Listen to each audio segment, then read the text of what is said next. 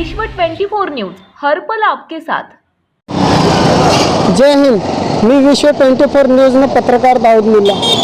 अक्कलकोट तालुक्याचे माजी आमदार माननीय श्री सिद्धाराम साहेब मेत्रे यांच्या मातोश्री साखर कारखान्यामध्ये काही शेतकऱ्यांचे आपले थकीत बिल असल्यामुळे शहर सोलापूरमध्ये काँग्रेस भवनच्या समोर येथे काही शेतकरी आपले आमरण उपोषणाला बसलेले आहेत।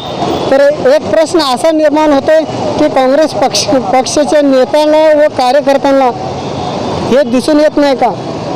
तिथे काही शेतकरी लोक आपले पाटे घेऊन बसलेत, तुम्ही दलित घामात दमात दे, काँग्रेस पक्ष मागाचा आमच्या हक्काचा दाम द्या, असं काही शेतकरी लोक इथं बसलेले आहेत। तर याबद्दल आपण शेतकरीचे संवाद साधणार आहोत।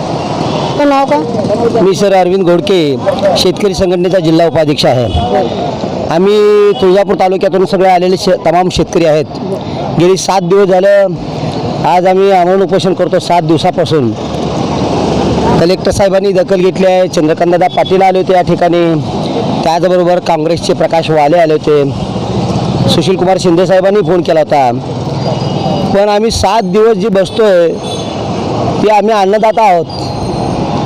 आमच्या 7 दिवसामुळं कितीतरी आमच्या शेतीमध्ये कितीतरी मोठं नुकसान आमचं झालेलं आहे। आम्ही ऊस दिला गेल्या वर्षी, त्या ऊसाला वर्षभर सांभाळलो, त्यानंतर ऊस गेल्यानंतर आज वर्षभर झालं 1ही रुपया न घेता आम्ही बसतोय। म्हणून आदरणीय शरद पवार साहेब असतील किंवा आघाडीतले ठाकरे सरकार असतील किंवा आघाडीतले जी काही 3 पक्षाची माणसं आहेत त्यांना विनंती करतो की शेतकऱ्याचा खूप मोठा प्रश्न आहे की बिल जर नाही दिल्यानंतर 5 महिने 4 महिने बघा आणि त्याला जेलमध्ये टाकण्याचा कायदा करा।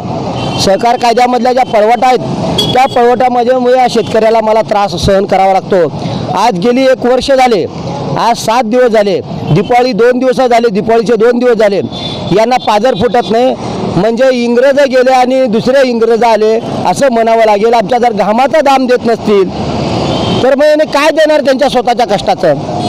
पाठीमागची जी काय स्वातंत्र्य मिळाल्यानंतर जी काय आपल्या देशातले नेते होते, समाज सुधारक होते, जो देश चालवत होता, ते स्वतःसाठी काय करत नव्हते, समाजासाठी करत होते।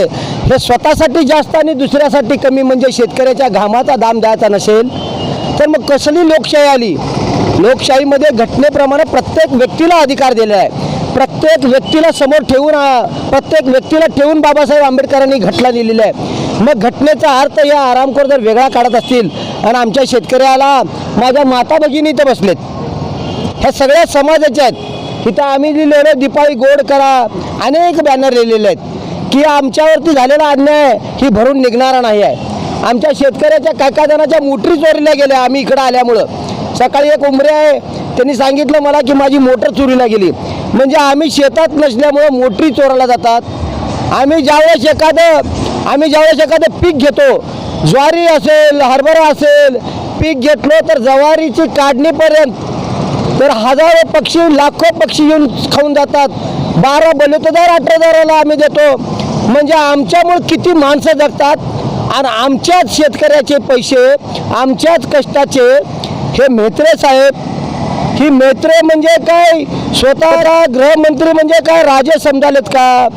स्वतः का राजे आहेत का ते? या लोकशाहीमध्ये प्रत्येक घटनेमध्ये प्रत्येक जबाबदार व्यक्तीने जबाबदारीने वागलं पाहिजे। 7 दिवस माता भगिनी बसलेत, त्यांच्या घरात माता भगिनी कोण नाही, बिना अंघोळीचे बसलेत। 7 दिवस कुठलीही भाकर पाणी न करता ही माणसं बसलेत। ही लोकशाहीची थट्टा आहे।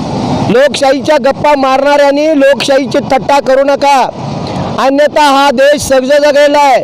खरा देश शाहीच्या लोकशाहीच्या दिशेने पावले टाकत आहेत। पण महाराष्ट्रातले काही माणसं जर लोकशाहीच्या पद्धतीने अराजकता मागवत असतील तर आम्ही महिन्याने वर्षभर लागू, आमचं बिल जोपर्यंत देत नाही तोपर्यंत मेत्रे साहेबाला आमचं उत्तर आहे की आमचं बिल आमच्या FRP प्रमाणे तर द्यावं।